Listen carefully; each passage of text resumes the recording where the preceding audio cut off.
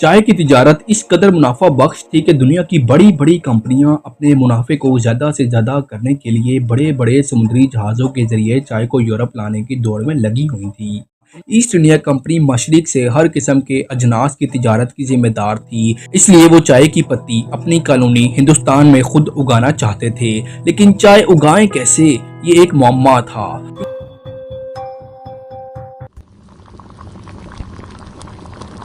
दोस्तों, चाय हमारी ज़िंदगी का एक लाजमी जुज़ समझा जाता है और इसके बगैर हमारे दिन की शुरुआत ही नहीं होती। और शाम को अपने दफातर और काम काज से वापस आकर जब तक शाम की चाय ना पिए तो दिन भर की थकावट ही ख़त्म नहीं होती। पाकिस्तान में चाय किस कदर शौक से पी जाती है, आप इसका अंदाज़ा इस बात से लगा सकते हैं कि पाकिस्तान दुनिया के सबसे बड़े चाय पीने वाले ममालिक में शामिल है। पाकिस्तान में हर शख्स तकरीबन 1.5 किलो सालाना चाय पी जाता है। दरहकीकत पाकिस्तान, कीनिया और श्रीलंका के बाद चाय का दुनिया का तीसरा सबसे बड़ा बरामद कुनिंदा है। मुल्क में हर साल तकरीबन 6 लाख टन चाय दरामद की जाती है, जिसकी मालियत तकरीबन $600 मिलियन है। दोस्तों, क्या आपने कभी सोचा कि इस चाय जैसे अजीम मशरूब की दरियाफ्त कैसे हुई थी? इस वीडियो में हम आपको चाय की मुकम्मल तारीखी मालूमात फराहम करेंगे कि ये कहाँ और कैसे दरियाफ्त हुई, फिर कैसे ये यूरोप पहुंची और बरसगीर पाक व हिंद में कैसे चाय की स्मगलिंग के बाद काश्त शुरू हुई। तो इस कीमती और मालूमाती वीडियो को आखिर तक लाजमी देखिएगा।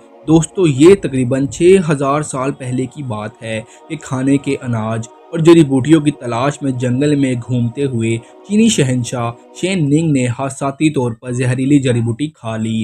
अल्लाहु अकबर, अल्लाहु अकबर। शायद अल्लाह रब्बुल इज़्ज़त ने इंसान को अपनी चाय जैसी अजीम नेमत से मुतारुफ करवाना था। इससे पहले कि जहर से शहंशाह की ज़िंदगी का खात्मा होता, तेज़ हवा से कुछ दरख्त के पत्ते उड़ते हुए शहंशाह के मुंह में आ गए, जिन्हें इस शहंशाह ने चबा लिया और इन पत्तों को चबाने से शहंशाह की हालत बेहतर हो गई।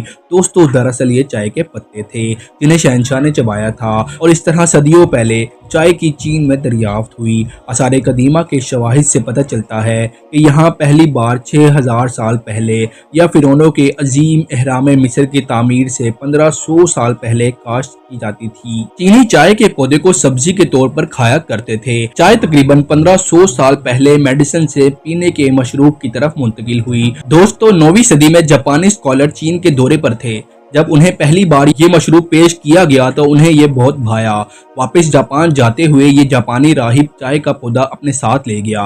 जापानियों को भी ये चाय बहुत पसंद आई और उन्होंने चाय को अपनी मुनफरिद रसूमात में शामिल किया, जिसके नतीजे में जापान की मशहूर चाइनीज टी पार्टीज का आगाज हुआ, जो आज भी जारी हैं। यूरोप में चाय का फैलाव 1600 की दहाई के आगाज में शुरू हुआ, जब डच यानी नीदरलैंड्स के ताजिर बड़ी मिकदार में यूरोप में चाय की तिजारत करने लगे। 1700 की दहाई तक यूरोप में चाय कॉफी की 10 गुना कीमत पर फरोख्त होती थी।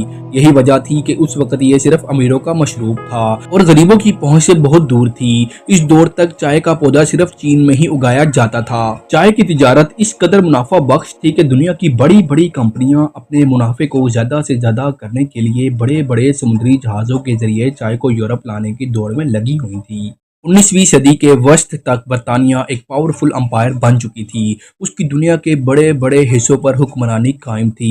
इंडिया पर भी बरतानवी राज कायम था। ईस्ट इंडिया कंपनी मशरिक से हर किस्म के अजनास की तिजारत की जिम्मेदार थी, इसलिए वो चाय की पत्ती अपनी कॉलोनी हिंदुस्तान में खुद उगाना चाहते थे। लेकिन चाय उगाएं कैसे, ये एक मुअम्मा था, क्योंकि चीन ने इसकी काश्त को खुफिया रखा हुआ था।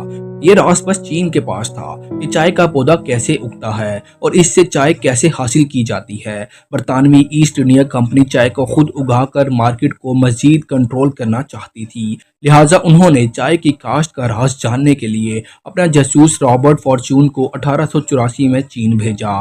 चनाचे उन्होंने एक खुफिया ऑपरेशन में माहिर नबातात रॉबर्ट को चीन से चाय चुराने का हुक्म दिया। रॉबर्ट ने अपना भेस बदलकर चीन के सूबे, जहाँ के पहाड़ों में सबसे उम्दा काली चाय होती थी, इन पहाड़ी चाय के इलाकों में एक खतरनाक सफर किया, जिस मिशन में वो कामयाब रहा और वो चीनी हुकाम से आंख बचाकर चंद पौधे और मजदूर भी हिंदुस्तान स्मगल कर लाया। ईस्ट इंडिया कंपनी ने उसकी निगरानी में असम के इलाके में ये पौधे उगाना शुरू किए। यूं दोस्तों, हिंदुस्तान में चाय की काश्त का बाकायदा आगाज हुआ।